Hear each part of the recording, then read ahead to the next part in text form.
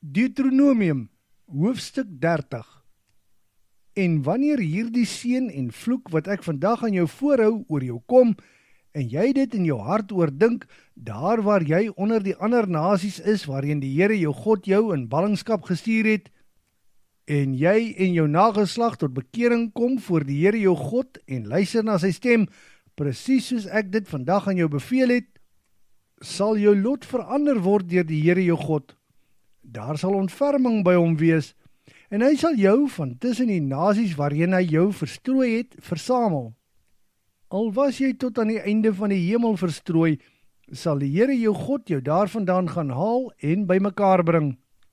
En dan sal die Here jou God jou terugbring na die land wat in besit geneem is deur jou voorouers, en jy sal dit ook weer in besit neem.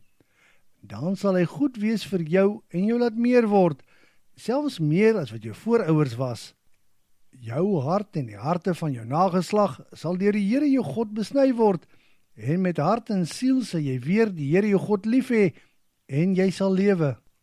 Al hierdie vloeke sal die Here jou God op jou vyande en die wat jou haat en agtervolg lê, en jy sal weer na die Here se stem luister en hierdie gebooie wat ek vandag aan jou voorhou nakom. En al jou handewerk sal die Here jou God oorvloedig seën. Jou kinders, jou vee en jou oeste sal vermeerder. En soos hy bly was oor jou voorouers, so sal die Here hom ook verheug oor jou, en dit sal tot jou voordeel strek.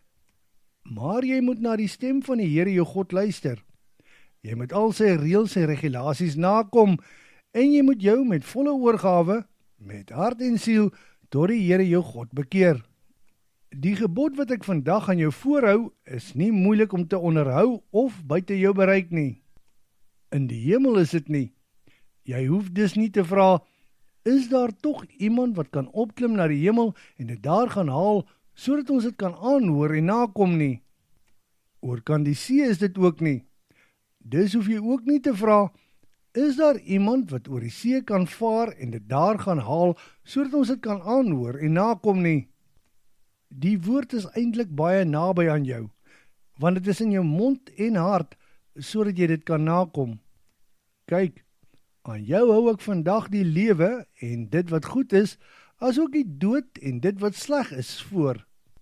My bevel aan jou vandag is om die Here jou God lief te hê, om in sy wil te leef en om sy gebooie, sy reëls en sy regulasies te onderhou. Doen dit en jy sal leef en baie word. Dan sal die Here jou God jou seën in die land wat hy vir jou gaan gee om erflik te besit. Maar indien jy dit in jou hart kry om te weier om te luister, en jy voor die versoeking swig, en dan ander gode aanbid en hulle dien, wil ek vandag aan julle bekend maak dat julle definitief sal sterf. Dan sal julle ook nie baie lank leef in die land oorkant die Jordaan wat julle gaan inneem om erflik te besit nie. Vandag roep ek die hemel en die aarde as my getuies. Ek het aan julle die lewe en die dood, die seën en die vloek as keuses daar gestel. Jy en jou nageslag moet die lewe kies en leef. Wees lief vir die Here jou God. Luister na sy stem en verbind jou aan hom. Dit is die lewe. Doen dit en jy sal lank leef in die land wat die Here aan jou voorouers, Abraham, Isak en Jakob met 'n eed beloof het.